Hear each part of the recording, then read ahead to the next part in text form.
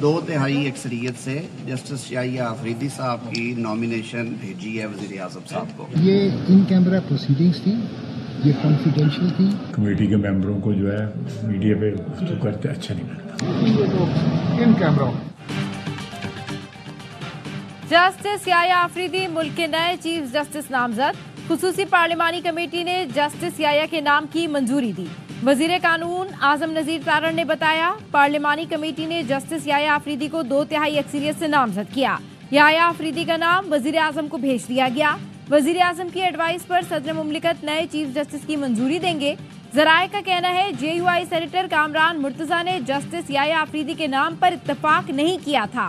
Seniority के लिहाज से जस्टिस याहिया आफरीदी तीसरे नंबर पर थे, जस्टिस मंसूर अली शाह पहले और जस्टिस मुनीब अख्तर दूसरे नंबर पर थे।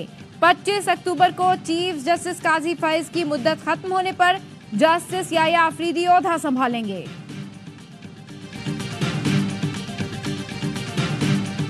1.5 घंटा बड़ी अच्छी बहस हुई है। तीनों जज साहबान के बारे में अच्छी बातें हुई हैं। आपने सूटेबिलिटी देखनी होती है क्योंकि पार्लियामान में ये इख्तियार अब अपने पास रखा है कि वो चीफ जस्टिस पाकिस्तान की नामजदगी पहले 3 जज साहबान में से करें। कमेटी में तीनों जजों के नाम पर गौर किया गया। इत्तेफाक राय से जस्टिस याहिया आफरीदी के नाम पर इत्तेफाक किया गया। वजीर कानून आजम नजीर तारण की ARY न्यूज से गुफ्तगू। कहा, पार्लियामेंट ने 2/3 अक्सरियत से पार्लिमानी कमेटी को इख्तियार दिया। कोशिश की कि अपोजिशन भी शामिल हो। इजलास मौखर भी किया गया। PTI ने बायकॉट कर दिया। JUI फे के कामरान मुर्तजा आए थे। पंजाब बार KP बार की जानिब से मुबारकबाद दी जा रही है। वकला में 2 बड़े ग्रुप्स हैं। प्रोफेशनल ग्रुप की सरबराही हामिद खान के पास है।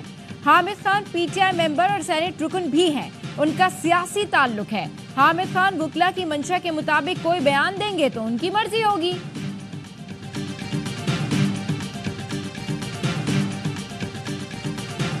इस फैसले के खिलाफ मुल्कीर एहतजाज करेंगे। हामिद खान का ऐलान। कहा, तवक्को है जस्टिस याहिया आफरीदी इस नई पेशरफ्त को कबूल नहीं करेंगे। 2 बार आउट ऑफ टर्न जजेस तैनात किए गए जिससे मुल्क को नुकसान पहुंचा। इस तरह का इकदाम सुप्रीम कोर्ट में तकसीम के लिए किया गया है। सदर इस्लामाबाद हाई कोर्ट बार रियासत अली आजाद कहते हैं, मैं समझता हूँ 1-2 जजेस छोड़कर अदलिया एक होने जा रही है। हुकूमत ने जो करना था कर लिया, अब अदलिया हुकूमत को हैरत ज़दा कर देगी।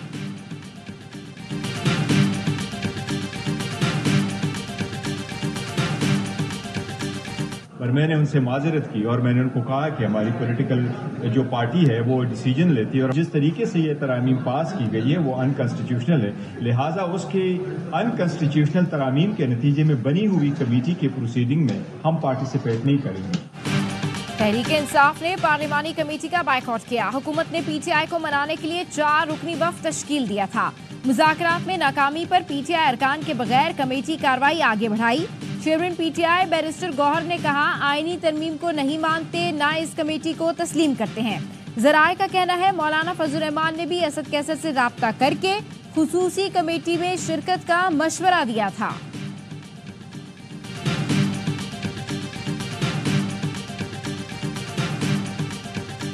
ये जो एक गैर आईनी तरमीम पास की गई है इसके खिलाफ एहतजाज भी करेंगे। अगर वो सीनियर जज को चीफ जस्टिस ना बनाया गया तो एक फाइनल एक और एहतजाज का हम प्लान बनाएंगे।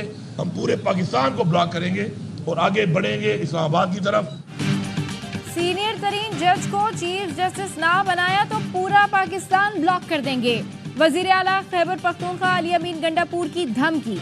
कहा, हुकूमत से जान छुड़ाने तक एहतजाज जारी रहेगा। हमारी फाइनल कॉल होगी, डू और डाई होगा। हुकूमत का तख्ता उलटने की तहरीक जारी रखेंगे। ये आइन को तोड़ते हैं और लोगों के जमीर खरीदते हैं। इनका रिवाज है पाकिस्तान का पैसा लूट कर बाहर चले जाओ। मरियम नवाज पर भी लफ्जी गोलाबारी। कहा, वो पख्तूनख्वा की बहू होकर सूबे पर दहशतगर्दी का इल्जाम लगा रही हैं। इन्हें शर्म आनी चाहिए। आपने जो पकड़ धकड़ इकवा और जाली मुकदमों का रास्ता दिखाया है ये आपके घर तक जाता है। हम बदला लेंगे, छोड़ेंगे नहीं।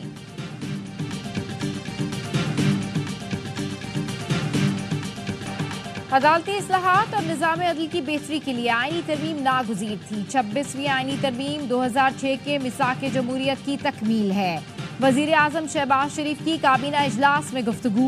کہا 26ویں آئینی ترمیم معاشی، سیاسی استحکام اور عوام کی ترقی و خوشحالی کے لیے سنگ میل کی حیثیت رکھتی ہے۔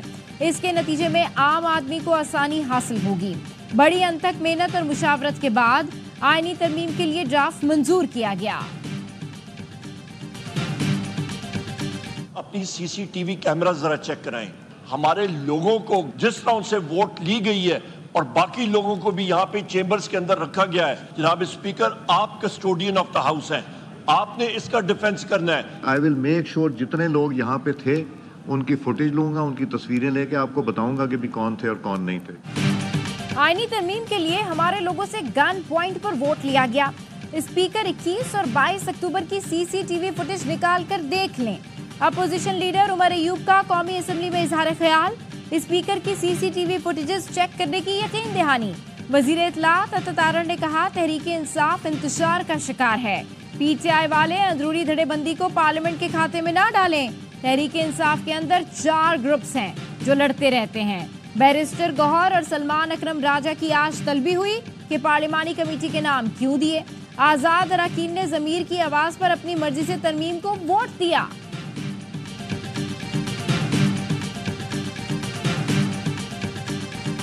ججوں کو آئین میں ترمیم کا اختیار نہیں، مخصوص نشستوں کے اکثریتی فیصلے میں آئین کے 2 آرٹیکلز میں ترمیم کی گئی۔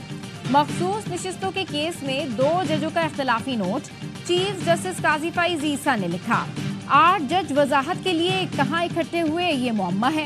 8 ججوں نے اپنی الگ ورچوئل عدالت قائم کی۔ 12 جولائی کا مختصر اور 23 ستمبر کا تفصیلی فیصلہ غلطیوں سے بھرپور ہے۔ 8 ججوں نے وضاحتوں میں بھی آئینی غلطیاں کی۔ فیصلے میں آئینی خلاف ورزیوں اور کوتاہیوں کی نشاندہی میرا فرض ہے۔ ملک کا نظام عوام کے منتخب نمائندے چلاتے ہیں۔ اکثریتی فیصلے میں کیس کی بنیادی چیزوں کو نظر انداز کیا گیا۔ امید کرتا ہوں اکثریتی فیصلہ دینے والے اپنی غلطیوں کا تدارک کریں گے۔ جسٹس جمال مندوخیل نے لکھا، سنی اتحاد کونسل نے مخصوص نشستوں کے لیے کوئی فہرست جمع نہیں کرائی۔ پی ٹی آئی نے آزاد امیدوار قرار دینے کا الیکشن کمیشن کا فیصلہ چیلنج نہیں کیا۔ مخصوص نشستوں کے امیدواروں کو الیکشن کمیشن یا آر او کے اقدام کی سزا نہیں دی جا سکتی۔ یہ مقدمہ تحریک انصاف کا نہیں، مخصوص نشستوں کے آئینی حق کا ہے۔ الیکشن کمیشن اور آر او نے پی ٹی آئی کے 39 ارکان کو آزاد ڈکلیئر کیا، اس سے اتفاق نہیں کرتا۔ 41 ارکان کی تحریک انصاف سے وابستگی ثابت نہیں ہوتی۔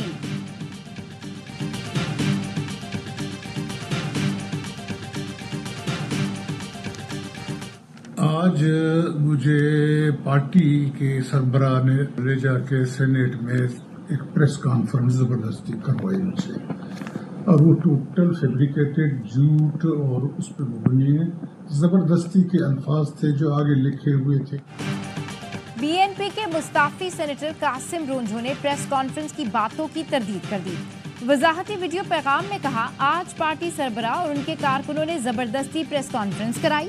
15 دن سے گھر پر ہی موجود تھا، جو گفتگو کی سب جھوٹ تھا، لکھے ہوئے الفاظ زبردستی کہلوائے گئے۔ قاسم رونجھو کے بیٹے نے کہا، والد سے زبردستی پریس کانفرنس کرائی گئی۔ سینٹ ووٹ کے بعد والد کو استعفے کا کہا گیا، والد کو اغوا نہیں کیا گیا تھا، وہ گھر پر تھے۔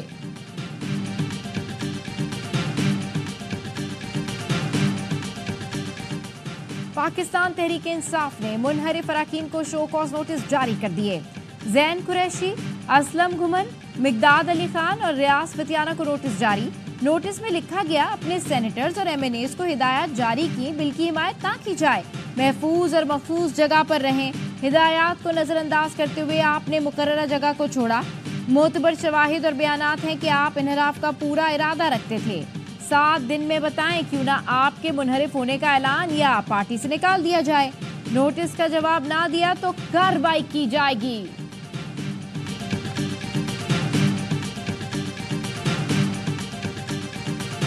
جیسے پہلے آئین بنا تھا 1973 میں، جیسے 2010 میں ہوئی تھی، اسی طریقے سے یہ 26ویں آئینی ترمیم بھی کنسنسس سے ہوئی ہے۔ آئین کی جب تاریخ لکھی جائے گی تو بلاول بھٹو زرداری صاحب کا نام سر فہرست ہوگا اس میں۔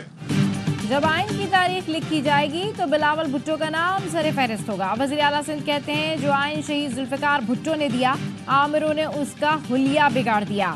صدر زرداری نے 18ویں ترمیم کے ذریعے آئین کا کچھ حصہ بحال کیا. بلاول نے بے نظیر کا خواب پورا کر دیا. نمبرز پورے ہونے کے باوجود چیئرمین صاحب نے اتفاق رائے پیدا کرنے کا وعدہ کیا. پی ٹی آئی کے پاس بھی گئے. مرتضی وہاب نے کہا کسی جج کی کارکردگی ٹھیک نہیں ہوگی تو احتساب کریں گے. وزیر اعظم، وزراء، صحافیوں، وکلاء کا احتساب ہو سکتا ہے تو جج کی کارکردگی بھی دیکھی جا سکتی ہے. تاثر دیا جا رہا ہے آئینی ترمیم کے بعد عدلیہ آزاد نہیں رہی. کیا فیصلے اب وفاقی وزیر قانون یا صحافی کریں گے؟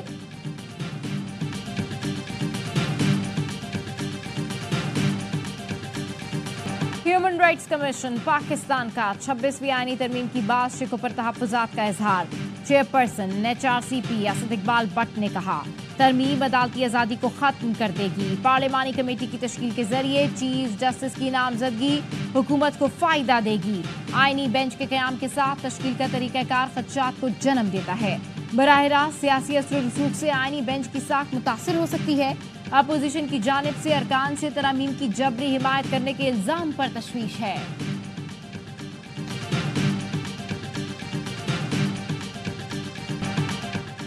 خواجہ آصف صاحب میرے باپ تک آنے سے پہلے بتائیں آپ کے کون سے باپ کو مانوں جو وقت پڑنے پر ہر بار بدل لیا جاتا ہے. سینیٹر فیصل باوڈا کا خواجہ آصف کے بیان پر شدید رد عمل. ٹویٹ میں لکھا نہ میں تبصرہ کرنے سے گریز کروں گا اور نہ ہی معافی چاہوں گا. آپ ہی کی زبان میں آپ کو جواب دیا ہے. کراچی والے بجلی استعمال کریں ورنہ جرمانہ بھریں. نیپرا نے کراچی والوں پر بجلی گرا دی. 7 سال کے لیے الیکٹرک کا جنریشن ٹیرف منظور کر لیا. ڈیزل پر کے الیکٹرک جنریشن ٹیرف 44 روپے 33 پیسے سے 50 روپے 75 پیسے تک کا ہوگا. LNG پر جنریشن ٹیرف 20 روپے 67 پیسے سے 41 روپے 75 پیسے فی یونٹ منظور. فرنیس آئل پر جنریشن ٹیرف 33 روپے 31 پیسے سے 34 روپے 64 پیسے فی یونٹ مقرر. گیس پر فی یونٹ جنریشن ٹیرف 6 روپے 83 پیسے سے 9 روپے 62 پیسے ہوگا. ممبر ٹیرف نیپرا مطر نیاز رانا کا ٹیک آر پے کی بنیاد پر جنریشن ٹیرف دینے پر اختلافی نوٹ. شہید صحافت ارشد شریف کی دوسری برسی آج منائی جائے گی. ارشد شریف آج سے 2 سال پہلے کینیا میں گولیاں لگنے سے شہید ہو گئے تھے. ارشد شریف کے قتل کی تحقیقات جاری ہیں. ARY نیوز کے دفاتر سمیت ملک بھر میں مختلف مقامات پر ارشد شریف شہید کے ایصال ثواب کے لیے قرآن خوانی اور فاتحہ پڑھی جائے گی.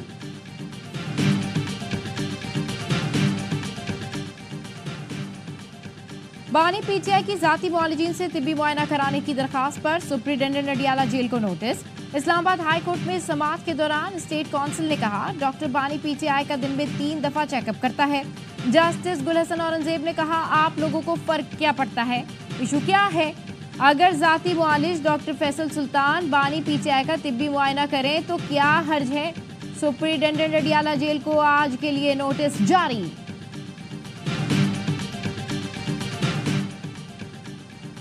بانی PTI کے فوکل پرسن انتظار پنجوتا کی بازیابی کا کیس IG اسلام آباد نے رپورٹ ہائی کورٹ میں جمع کرا دی. اٹارنی جنرل آج طلب. چیف جسٹس ہائی کورٹ نے ریمارکس دیے. IB رپورٹ کی کوئی سمجھ نہیں آئی. IG اسلام آباد نے بتایا انتظار پنجوتا کے نام پر سم سے 10 اکتوبر کو 8 SMS آئے، 2 بھیجے گئے. جنہیں میسیجز بھیجے گئے انہیں بلایا ہے کہ بتائیں پیغام میں کیا ہے. کیس کی سماعت آج دوپہر تک ملتوی. لاہور ہائی کورٹ بار نے انتظار پنجوتا کی بازیابی کے لیے 24 گھنٹے کا الٹیمیٹم دے دیا. وکلا نے GPO چوک تک ریلی بھی نکالی. ترجمان امریکی محکمہ خارجہ کا عافیہ صدیقی پر واضح جواب سے گریز. وزیر اعظم شہباز شریف کی عافیہ صدیقی کی رہائی کی درخواست سے متعلق سوال پر ودانت پٹیل نے کہا پاکستان امریکہ کے درمیان نجی سفارتی رابطے کے درمیان میں نہیں آؤں گا.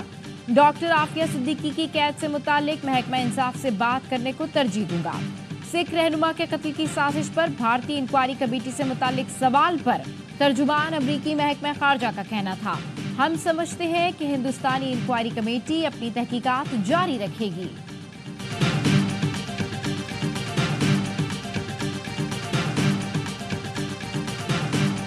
حزب اللہ کا اسرائیلی دارالحکومت پر راکٹوں سے حملہ. تل ابیب دھماکوں سے گونج اٹھا. اسرائیل نے بن گوریان ایئرپورٹ تمام پروازوں کے لیے بند کر دیا.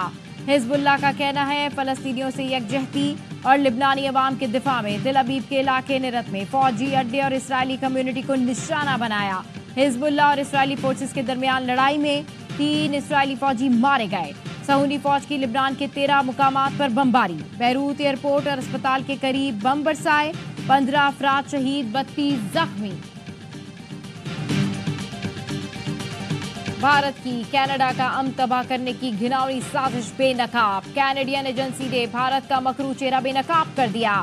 ہردیپ سنگھ نجر کے قتل میں بھارت سرکار کے ملوث ہونے کے ناقابل شواہد ثبوت دکھانے پر مودی سرکار آگ بگولا. میڈیا کو سیاسی ہتھیار بنا لیا. کینیڈین وزیر اعظم پر دہشت گردی کو فروغ دینے کا الزام تھوپ دیا. بھارتی میڈیا کی پاکستان کو بھی گھسیٹنے کی بھونڈی کوشش. بھارتی دہشت گردی بے نقاب ہونے پر عالمی برادری کے رویے پر سوال. شواہد کے باوجود اب تک بھارت سے جواب طلبی کیوں نہیں کی گئی؟ امریکہ یورپی یونین کی دوغلی پالیسی پر بھی سوالیہ نشان.